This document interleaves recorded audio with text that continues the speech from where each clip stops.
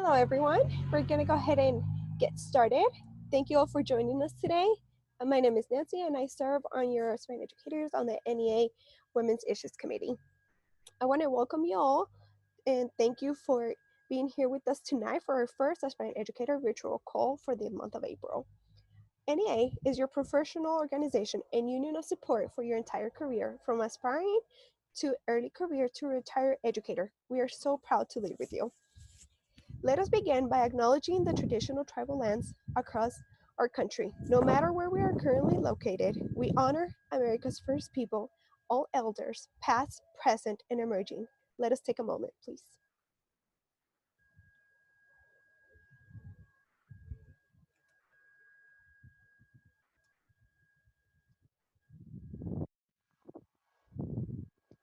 Today, we're going to begin our first series of virtual events for aspiring educators across the nation. Each week, we'll host a fun and free virtual event for you and your colleagues to join in.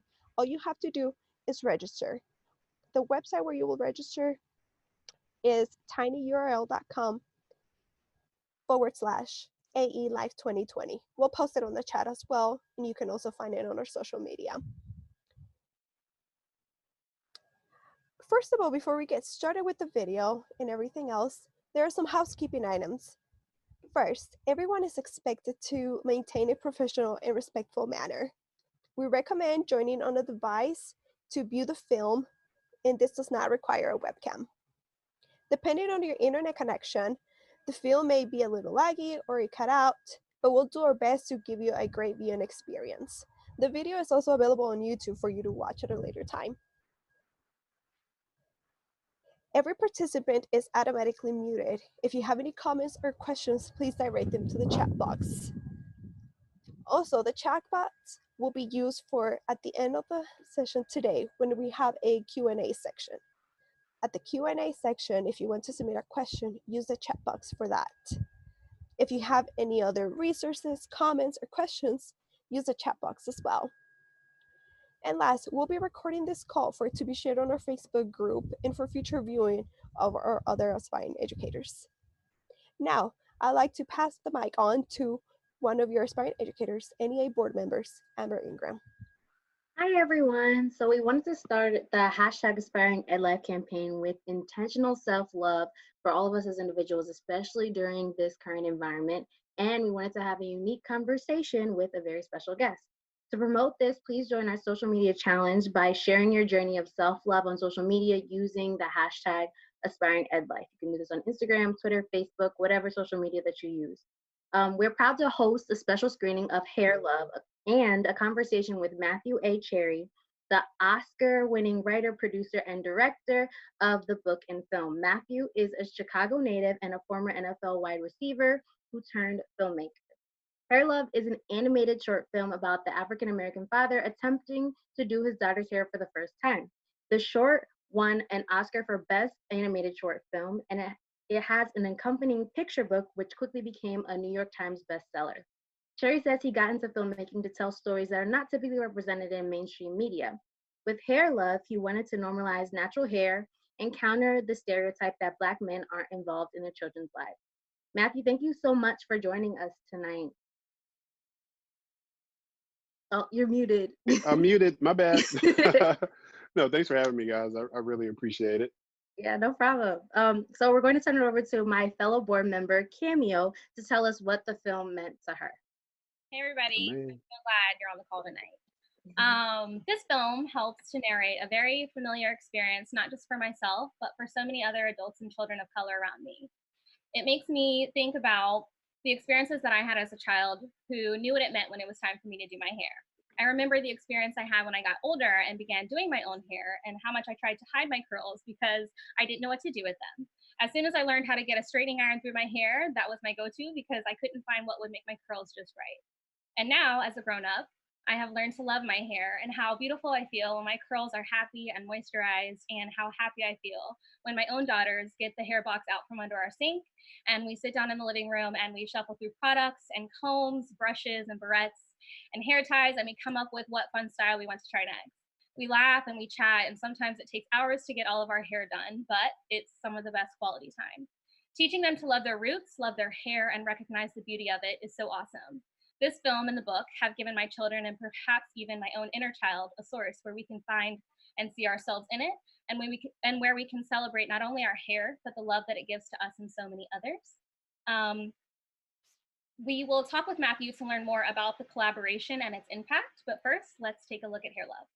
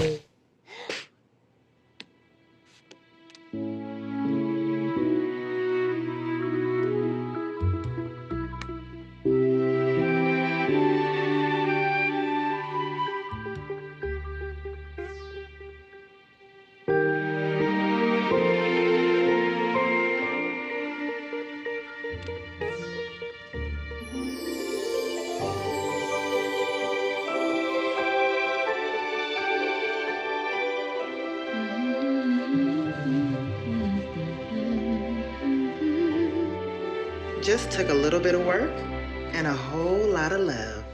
Mwah. Are you ready to do this? All right, here we go. See? Now, wasn't that easy?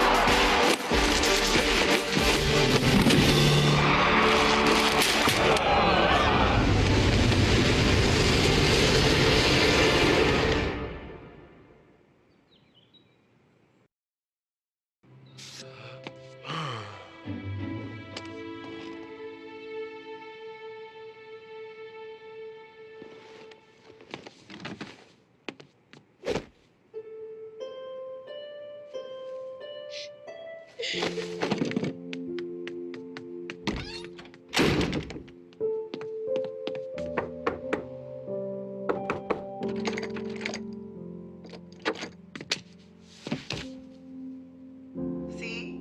Now, wasn't that easy? All it takes is some confidence and a willingness to get started. And even though I'm not there, I'll guide you through this. I want to thank my very special assistant, my daughter Zuri, for helping me with today's vlog, like always. And remember, the road ahead might look rough, but you can make the journey with a little bit of work and a whole lot of love. Mwah.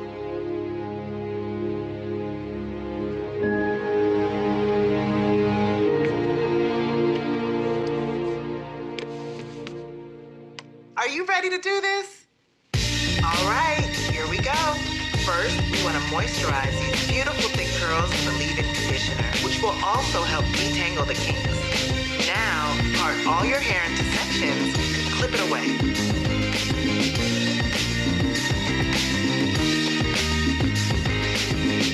doing an amazing job.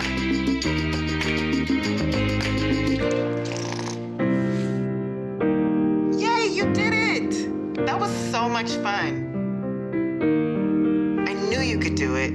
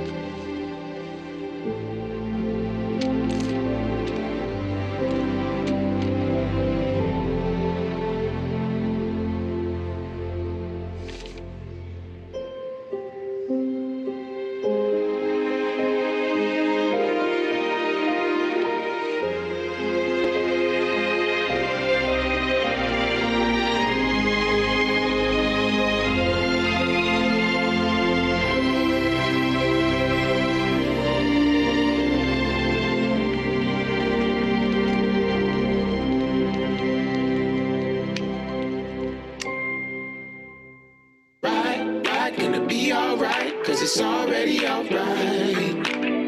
Right, gonna be alright, cause it's already alright. Yeah. Happy days, happy days, happy days, happy days. Whoa, that's life when you do right. 10 feet tall and a mile high. Happy days, happy days, happy days, happy days. Whoa, that's life when you live right. Finally got a piece of the pie.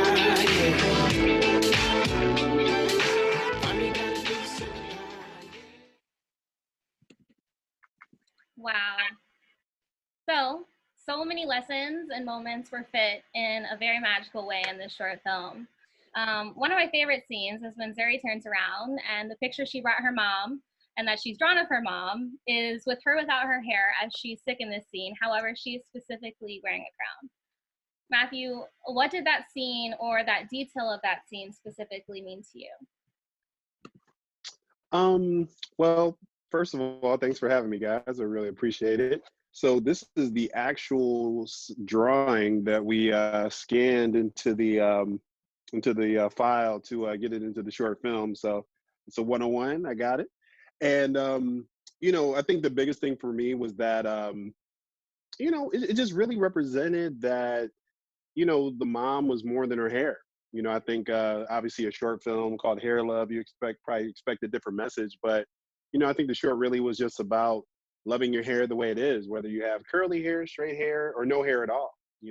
African Americans are actually one of the biggest groups that suffer from hair loss, and be that through an illness or otherwise. And for me, it was just all about kind of what Zuri wanted her mom to feel in that moment. And I think, obviously if you lose your hair, especially when it's your livelihood, you're going to feel a little self-conscious. You're going to wonder if you're still pretty and if you're still fully yourself.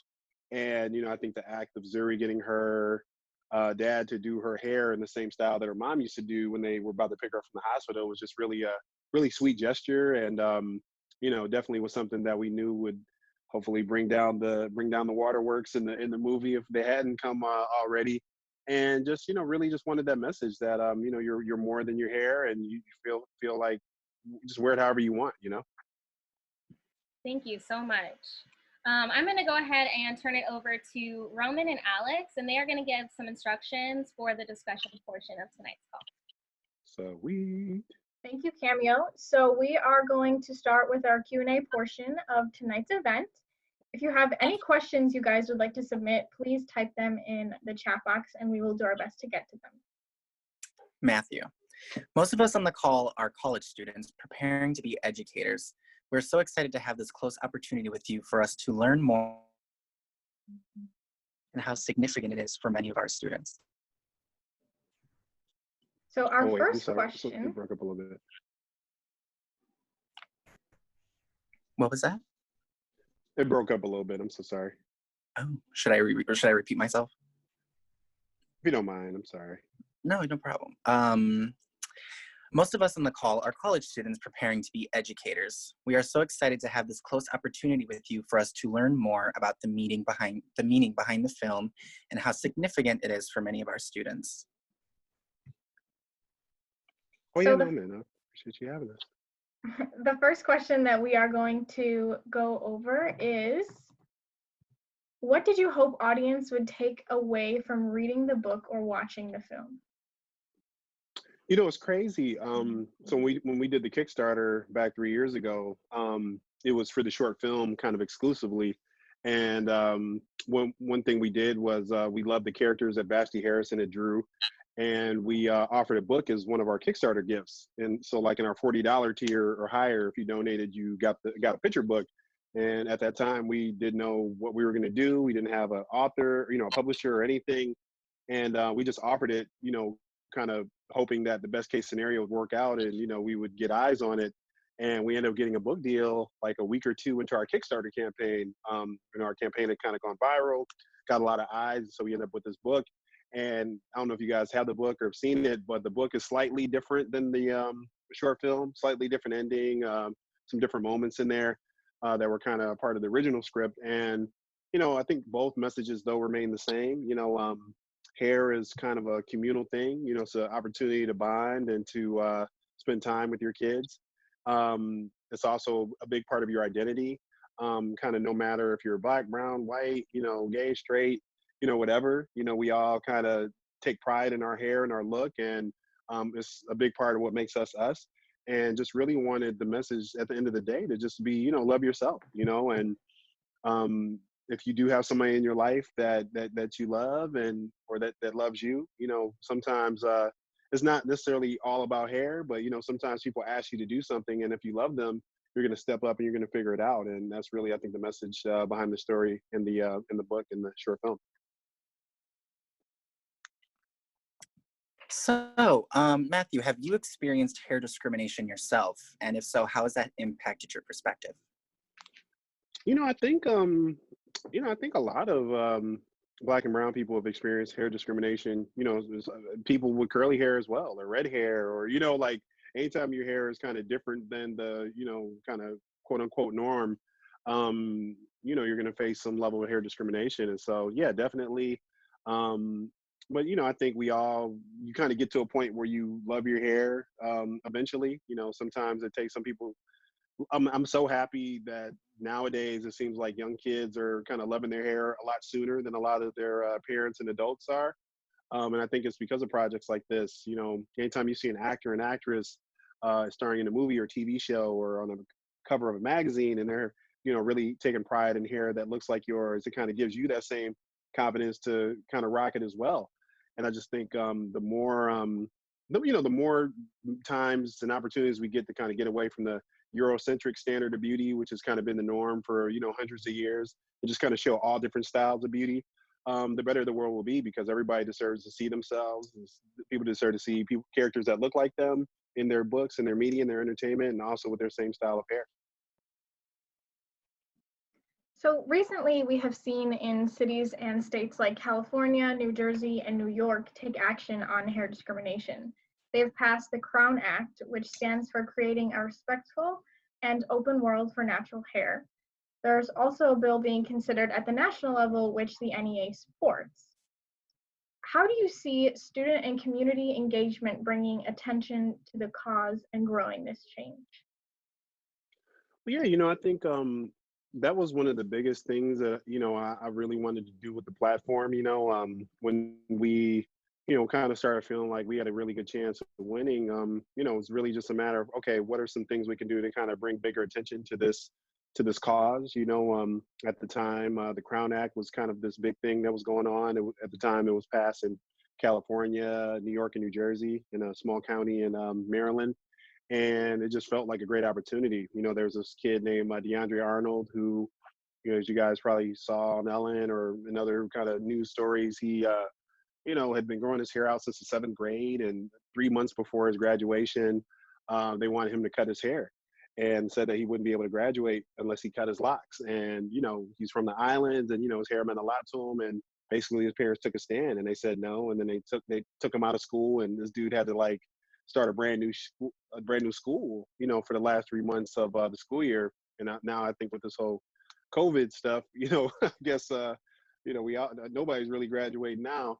But I think, I think the biggest thing in terms of educators and things like that, the messages that we kind of took from it was like, anytime you can identify a story that kind of can set like an example of like an injustice that you're seeing, and something that you want to shine a light on, it's always good when you have like a real life example of that. DeAndre was that for us.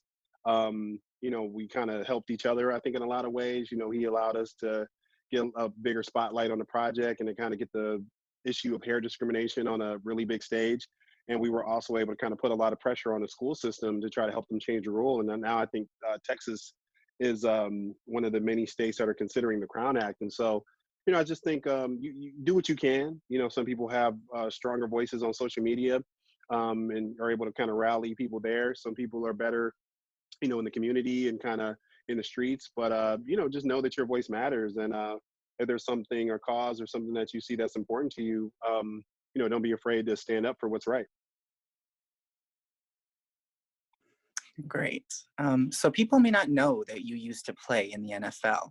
You said that part of the reason you got into filmmaking was to tell stories that are not typically represented in the mainstream media. Hold on one second, I'm sorry. The whole document shifted. Oh, it's okay. Can you speak to more why that's important, especially for educators? Wait, speak to... Here, I'll do it one more time since that No was... worries. I'm so sorry. No, it's okay. People may not know that you used to play in the NFL. You said that part of the reason you got into filmmaking was to tell stories that are not typically represented in the mainstream media. Can you speak more as to why that's important, especially for educators? Yeah, I mean,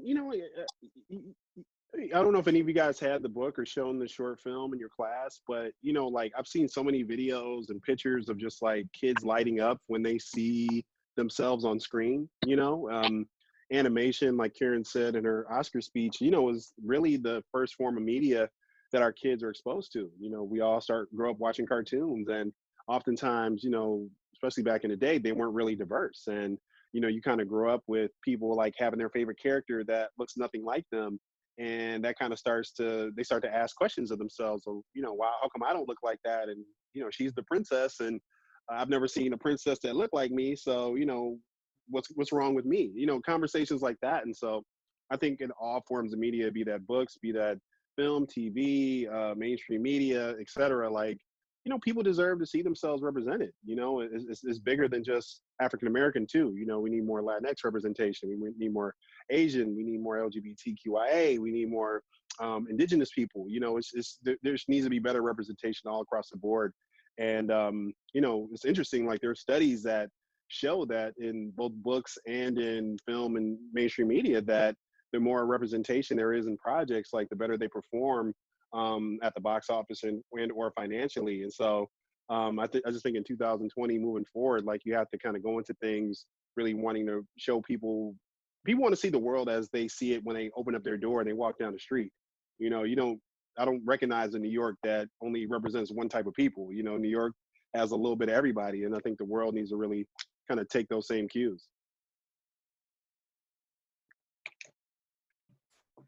So our next question, kind of going along with what you were saying, is what's one way that we as aspiring educators, or maybe a couple ways, that we can incorporate aspects of hair love or the hair love movement in our classroom before entering the professional career? Because we have this really good opportunity to reflect on the educators that we've had and the ones that we've encountered in practicum or in student teaching.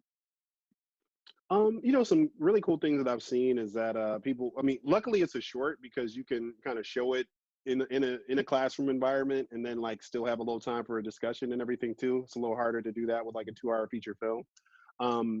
But yeah, I've seen a lot of things, a combination of reading the book and watching the film and kind of pointing out differences in between the two. I've seen a lot of things where like people had their classes draw out different hairstyles or kind of draw themselves and kind of show why they talk about why they love their hair. I've seen door decorating contests.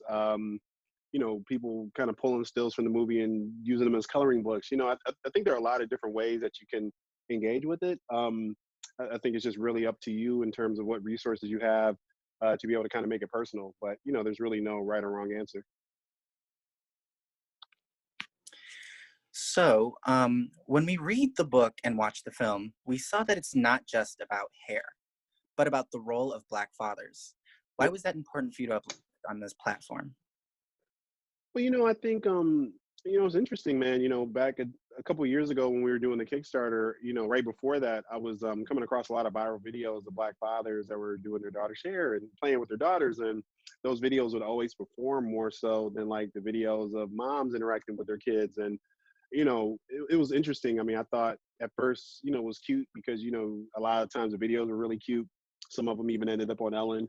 But it was kind of this double-edged sword because I think the biggest reason why the dad videos were going more viral than any of the other ones were because people weren't used to seeing fathers doing these tasks, right? Like they were just like, oh, like this is an anomaly. And I think that's like a really big part of the problem. Black fathers and a lot of fathers of color haven't been depicted in positive lights. You haven't seen, it's always like, somebody on the street corner or, a dad that's non-existent or abusive or whatever.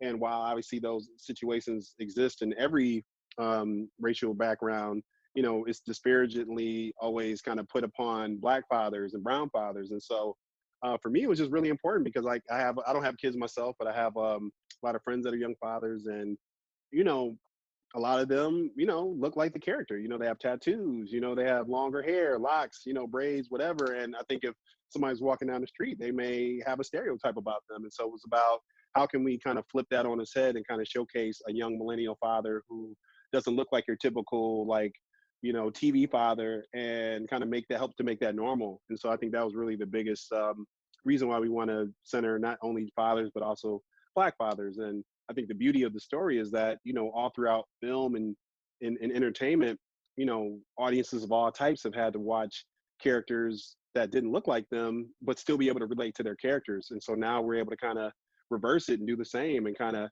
have a white family read a book or watch a short film about a Black family and kind of see the humanity in that as well. And I think the more we can kind of see each other's shared experiences, just the more we see that we all are the same. And hopefully we can change the world, Yeah, for sure. Awesome. So Matthew, our next question is, we've heard you say that hair love is unapologetically Black, but still universal. Yep. So how can other races and cultures see themselves specifically in your book and in the film? Yeah, like I said, like I said before, it's really about just at the end of the day, this is a story about somebody who has somebody that loves them and they're willing to do whatever it takes to help them get to their goal. In this instance, it was a Black daughter, with her Black father trying to get him to do her hair. But we all have experiences like that where somebody that we really care for asks us to do something and we have to step up. And I think that's really where the universality is in it. I think oftentimes too, when I'm watching film and TV, like I love watching stories where like you're able to kind of peel back the curtain and see a different kind of side of, different cultures that you may not be familiar with. And I mean, I think that's part of the novelty as well. There's so many like very specific things in the movie that we deal with, like the type of products and the specific type of combs and, a lot of the, what she was wearing to bed, the bonnet and all these other different things. But, it's still relatable. And I think that at the end of the day, that's the best art, things that are very specific, but it's also very universal.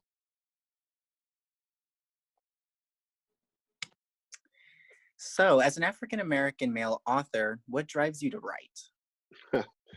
I mean, that's a crazy thing. Like, I didn't really go into this setting out to be an author, like I'm a filmmaker, I did this as a short film. I kind of fell into the publishing world, through this Kickstarter campaign, and it's just been insane. I think I just really want to continue telling stories that have some form of social messaging. You know, one of my jobs that I was doing literally at the same time I was doing Hair Love was I used to be an executive at Jordan Peele's production company, Monkey Paw, right in the middle when he was doing Get Out and his movie Us. And, you know, he's really great at putting in social messaging with like really commercial kind of fare. And that's something that I want to kind of continue as well. So even if I do a story about animals or, you know, something that's a little bit more abstract, still have there be a strong kind of social element, kind of like how Disney did with Zootopia. So could you go into a little bit more detail, because I know you talked about it a little bit earlier, about some of the specific inspiration for the storyline and where it came from?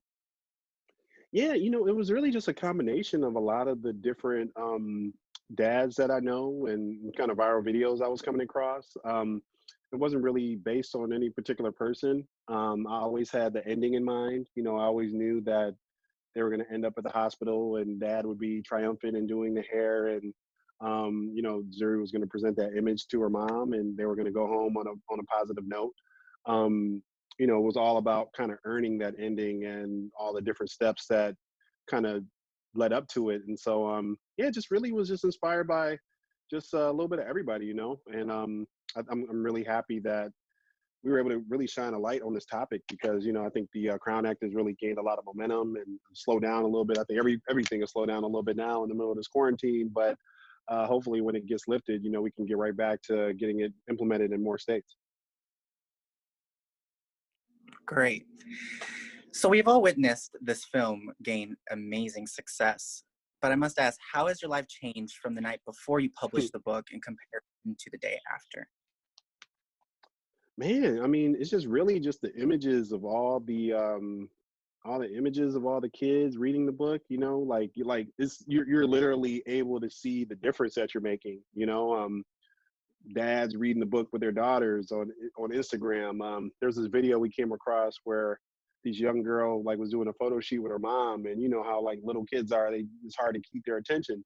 And she had bought Hair Love for her, and the little girl literally like saw the character in the book, and she was like, "Mommy, that's me," and she was just like kept saying like, that's me," like things like that. You know, it's you can't put a price on that. You know, like when you're actually able to like literally see the change that you're making. I think that's one thing that's really different in the publishing world than in the film world.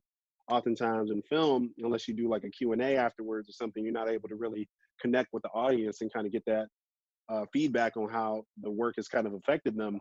But in publishing, you know, you're able to like get the snapshot with the book and, you know, people are able to kind of share it a little bit more freely. So yeah, definitely. So the next question we have is a bit of a two-parter, and the one Okay. part is for those of us who are not super familiar with NFL teams. So Hilarious. which teams did you play in, and then how hard was it to make that change from being an NFL player to a book and film? Yeah, you know, I played for Jacksonville, played for Cincinnati, played for Baltimore and Carolina. So that was between like 2004 and 2006. So shout out to anybody in here that's in any of those cities. Uh, I knew really early on when I played that like you know, I was an undrafted free agent, and I knew pretty early on. I came from a small school that my time was limited, and I had to kind of make the most out of it. And luckily, I'd always been interested in film and entertainment. You know, I studied radio, TV broadcast, and media production in college. Went to University of Akron on a football scholarship. I was a part of like the AV club in high school. You know, I remember winning a writing competition when I was in like third or fourth grade and was like published in Chicago Magazine. Like, you know, small things like that. So I always knew that, you know, I was more than an athlete.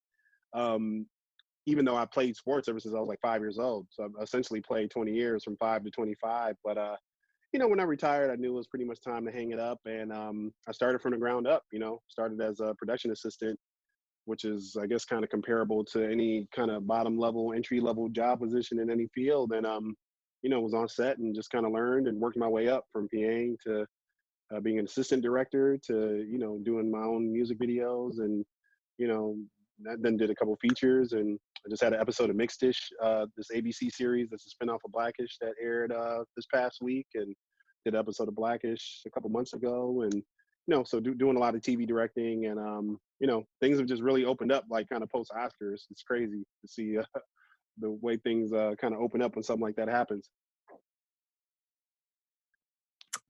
Nice. I commend you. Sports, not my Oh yeah, forte whatsoever. yeah. But Ain't for everybody. members are saying they really love the members are saying they really love the book and the short film and plan to use this in their future classrooms. Will there be a follow-up story for Black boys since they are also targets of hair discrimination and profiling based on their race? Yeah, we're just trying to be organic with it. It really felt like there was a really organic moment with the dads and the daughters. Even with that girl dad hashtag that was trending. Kind of after Kobe Bryant's passing. So for us, I think we just really want everything to be organic if we do push forward. I mean, we are definitely in talks to kind of continue the story. Just trying to figure out the best medium to do so. And but this is definitely not the last you've seen of Zuri and her dad and her family. That's awesome. Good to know. Yeah. So, what kind of pushback, if any, have you experienced with the film?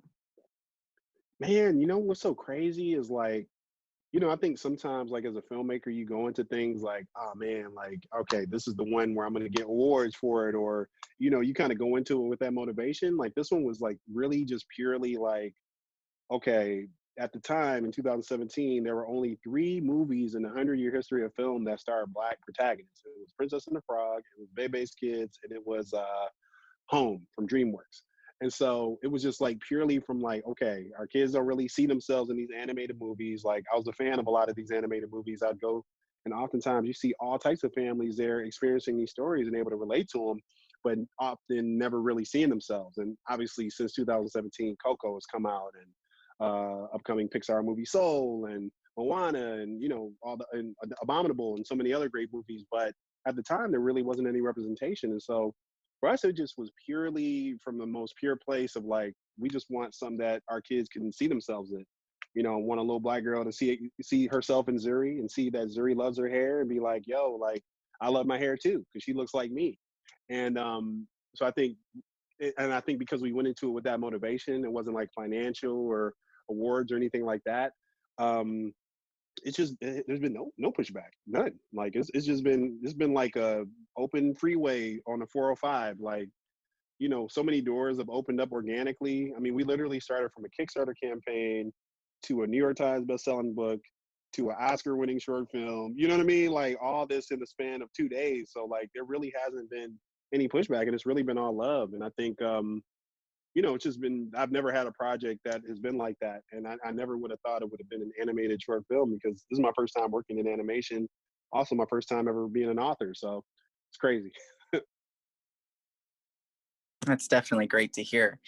But shifting instead of social impact, did you experience any legal difficulties when getting this project publicized? And if so, how did you remain the authenticity of the project and its message? No, we didn't have any legal pushback at all. It's just been, like I said, it's been all love, because it wasn't based on any particular person. I mean, I think that definitely helps. I mean, even if it was, we would have went through the proper channels. But we've been really, I think, forthright in kind of maintaining the relationship with a lot of the dads that we kind of featured on our Kickstarter campaign. We did an episode of the Kelly Clarkson Show, and she literally flew out 2 of the dads that we featured on our Kickstarter page that I've been in touch with, but had never met in person. Literally flew them out to Los Angeles, and we met like on the Kelly Clarkson Show. It was crazy. So it's just been love, and I think everybody is kind of able to kind of use it however they see fit to promote whatever. And I think it's just been a really cool situation. So and we our partner is Sony Animation too, and they've been really great. They literally came off of winning the Oscar for Into the Spider-Verse with Miles Morales, and they were really a great partner as well. So we touched on it in one of the earlier questions, but so to bring in the classroom perspective again, hair discrimination is prevalent in schools, and we've seen students making fun of each other for how they look, for how things and products smell, or for touching somebody's hair against their will. So how can educators, in your opinion, promote personal hair love, but maybe just the understanding of hair in their classroom in general? I think it's just being really open to, feedback. Sometimes, if you see a kid kind of drastically change their hairstyle, just kind of being present. Sometimes, kids, they're not always very open to talking with adults and kind of let them know what's going on in their life. But, if you see somebody who hair looks nice, kind of comment on it, like any type of positive reinforcement always helps.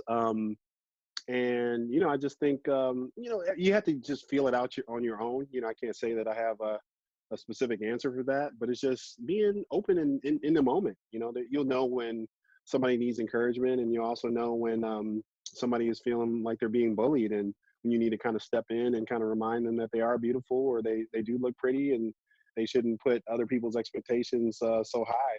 So. So speaking to the reality of public schooling and teaching demographics, a majority of the teachers in the United States are white and do not necessarily reflect the demographic of student they teach. Mm-hmm. So part of discrimination comes from not understanding differences. Mm-hmm. So do you have any great resources for white educators to learn more about Black hair? YouTube is a really great resource, I think, for everybody, Black, white, brown, whoever. I would say, yeah, it's just being present, and mindful, and like, don't try to touch people's hair if they don't want you to. And, I think just kind of regular, just regular boundaries, but also like knowing how to appreciate something, and also knowing when to kind of back off and just kind of let it be its own thing. I think YouTube is always great, but also like seek out media that doesn't always, that doesn't only represent yourself as well. If there's a show that's diverse and inclusive that you may not have normally watched, maybe try to check it out to kind of get a feeling or a vibe, or kind of check out how different groups act. And you'll often see that it's just exactly how you act and interact. You know what I mean? I just think the more you're open to consuming art that doesn't all like focus on your demographic, the better, and the more well-rounded you'll be. So going off of that, are there any other books that you recommend that would help students with the acceptance of themselves? Yeah, there are a lot of great books that are out now. Grace Byers just put out a book, follow-up. I forget what her first book was called, but the new book is called I Am Enough.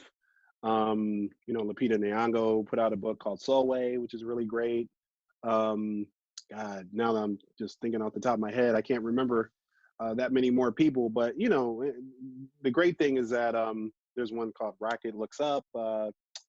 Damn, now I'm on the spot. I can't remember all of them, but if you go on Amazon, you look up Hair Love, like they always have great recommendations of books that are very similar to kind of what that is.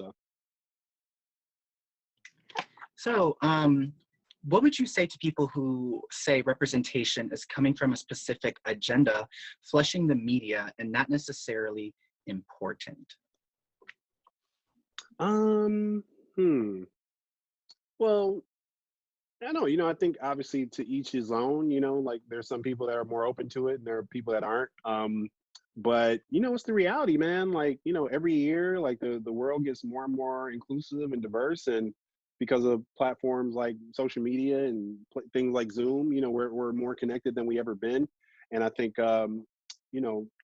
disproportionately represented groups are getting a bigger voice now and a bigger say. And, I think the way things were before, where we were just kind of okay with letting things be, we're not taking it anymore, and everybody wants to have a voice now. And so obviously with change, there's going to be some pushback and people are going to feel some kind of way, but I don't know, you just got to be open to it because it's going to happen whether you like it or not.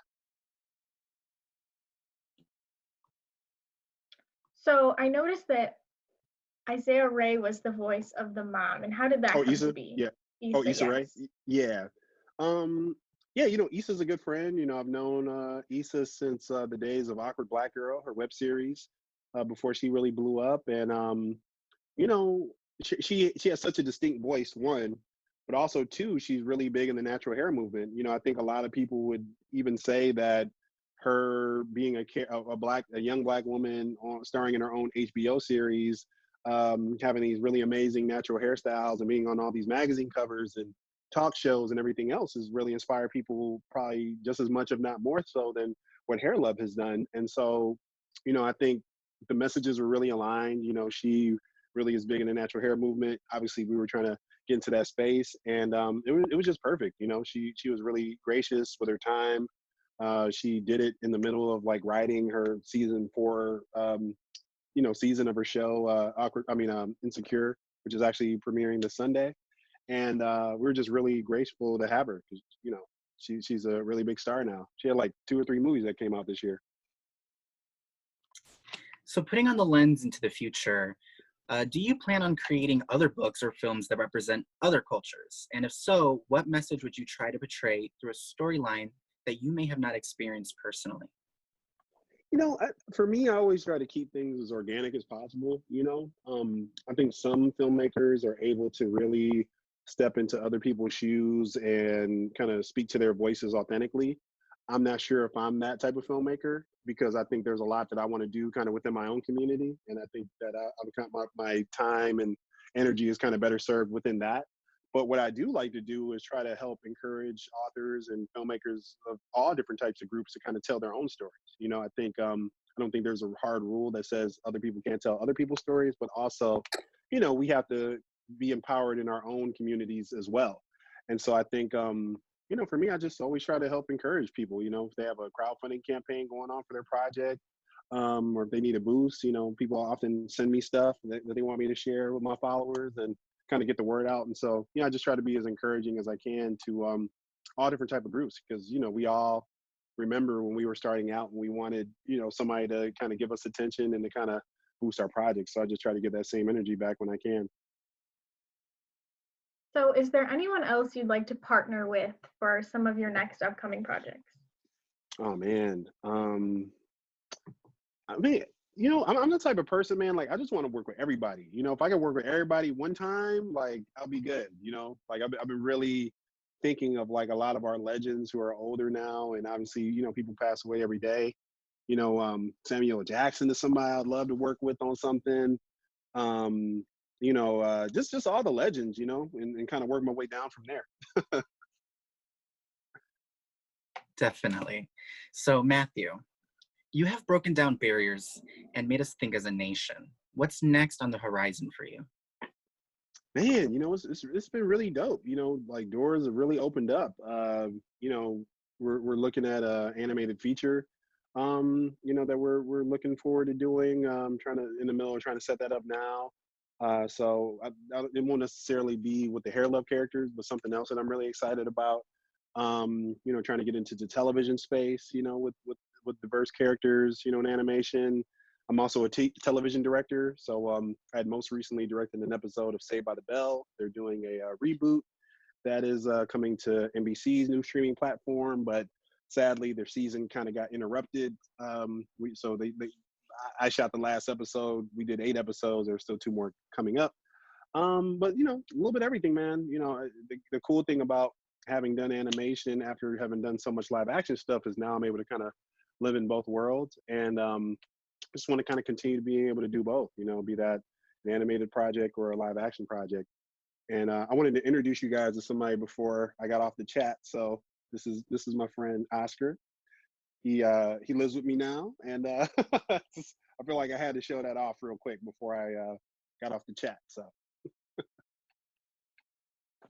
Humble flex, humble flex. humble flex. No, not so humble flex, but. Thank you, Alex and Roman, for your questions, and thank you everyone in the chat box that contributed questions to this wonderful conversation.